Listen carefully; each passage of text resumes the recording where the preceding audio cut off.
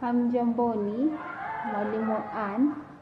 Hapa nawafunza nyakati za Kiswahili ambazo katika grade ya pili tunazifanya zikiwa 3. Zinapatikana katika sentensi nyingi za umoja na wingi, za kukanusha pia utaipata wakati.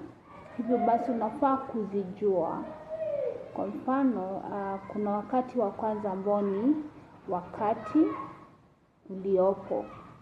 Wakati uliopo unaashiria leo, yani wakati unafanyika sasa hivi. Kwa mfano, tunatumia silabi na. Umoja nitasema ninasoma. Wingi nitatumia tunasoma tukiwa wengi. Sawa? Huo ni wakati uliopo. Tunatumia silabi na kuonyesha wakati unafanyika sasa. Twende wakati wa pili. Wakati ujao. Wakati ujao haujafanyika bado, yani unaashiria kesho. Yani tunasema tunatumia silabi ta. Haijafanyika lakini itafanyika. Kwa mfano sasa, mmoja tutasema nitasoma, wingi tutasoma. Naweza mifano mingine mingi hapo chini kuashiria wakati ujao ambao tunatumia ta kuonyesha wakati ujao.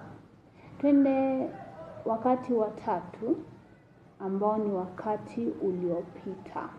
Wakati uliopita ulifanyika, yani ni kitu ambacho kimefanyika kilishapita, yani jana. Hapa tunatumia silabi li kuashiria kitendo kishafanyika. Umoja kwa mfano tutasema nilisoma jana, nilisoma. Alafu wingi utakuwa tulisoma. Ongezea vitenzi vingi pale chini. Kisha utaona wingi wa ni kwa moja na kuwa tu. Kwa hivyo nilisoma, tulisoma. Hizo ndizo nyakati ambazo sana tunazisoma katika grade ya pili. Kwa hivyo zingatia, mahali una swali uliza mwalimu. Hizo ni nyakati 3.